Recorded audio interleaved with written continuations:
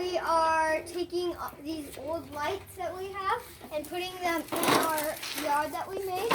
So, since we already knew we wanted to do this, while we made this whole area, we placed in these. So right here are the where the lights. transformer is going to be. And the transformer, which we have over there, is going to be that's going to give the power to all the lights.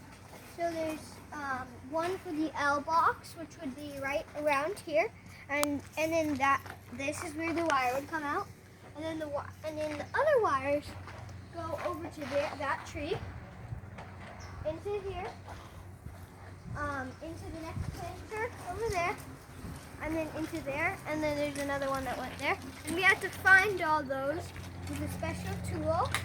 And this is the radio transmitter. What was the tool that you used to find them? It was called a tracer. So it's this is the radio transmitter. So everything that's connected to this, that machine will find.